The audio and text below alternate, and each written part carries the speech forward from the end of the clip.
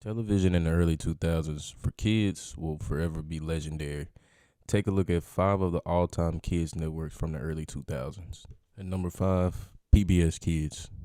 Full of educational shows like Dragon Tales and Clifford the Big Red Dog, PBS Kids offers so much for us growing up and will probably be one of the main networks that we never forget as kids.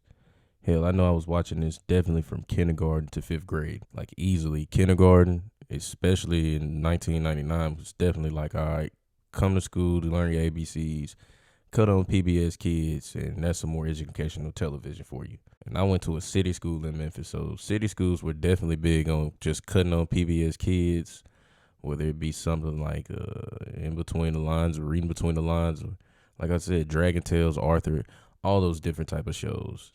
Memphis city schools were great about showcasing PBS Kids, so you grow up on it. And I can't even lie to you, I damn sure was watching this on sick days as I got older through school, from kindergarten all the way up till I got in high school. Like that would be my time to go back and be like, okay, I wonder what's on PBS Kids.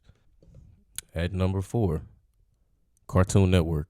Now, when it comes to Cartoon Network is for damn sure forever legendary. It's forever implemented in most of our childhoods.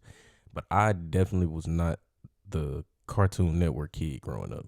Samurai Jack, the old Teen Titans, hell, even Toonami will forever make Cartoon Network legendary. Cartoon Network would go on to set the precedent for my main networks that I would grow up on for years, especially if we discuss old Cartoon Network.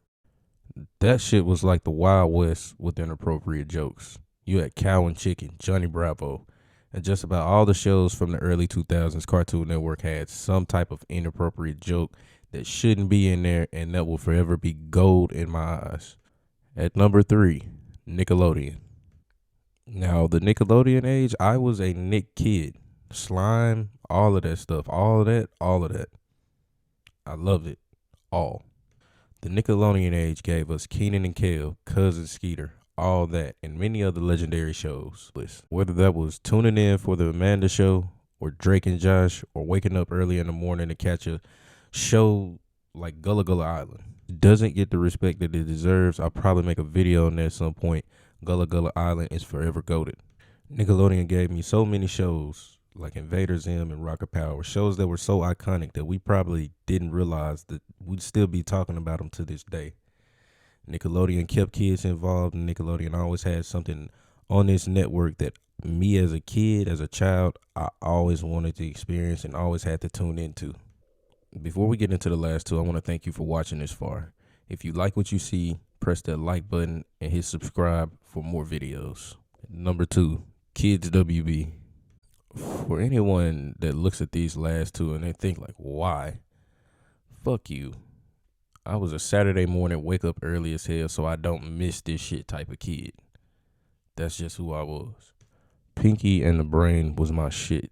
You couldn't tell me a thing when I watched Kids WB. I had to watch this shit Saturday morning.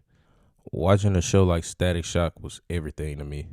I never wanted to miss this at all. Kids WB was my break from Cartoon Network and Nickelodeon. They had shows very different from both networks that kept me interested and constantly not want to miss weekend cartoons. That Batman Superman Adventures was priceless, bro. And don't let me forget Mucha Lucha. If I couldn't watch that, I'd damn near be mad as hell. And at number 1, we got the holy grail of them all, Fox Kids. Again, watching Saturday morning cartoons were the shit for me. Understand that. I think I need to explain, because if you were a kid and you saw any one of these shows, either Kids WB or Fox Kids, and it came on a weekend, you had to wake up because it came on early as hell and it went off at like 12. So if you were watching it, or if you wanted to watch it, you had to wake up early. If you missed that time, you will have to wait till the very next week. And you might be out of the loop with certain shows that came on. So I was definitely a Saturday morning kid.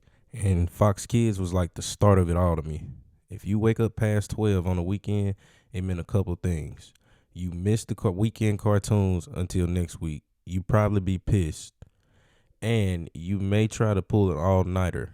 Or you may have tried to pull an all-nighter to stay up. But you overslept and didn't succeed. And waiting to watch Fox Kids, and Fox Kids had everything. It had so much variety, man. Especially watching Power Rangers on there. You always have an episode that you haven't seen before. So missing that and having to wait till the next weekend was always brutal.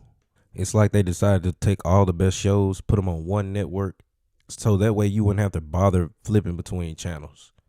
Whatever was on at this time, you probably wasn't watching because Fox Kids was really that, man. Kids had X-Men, the cartoon, the fucking cartoon, dude.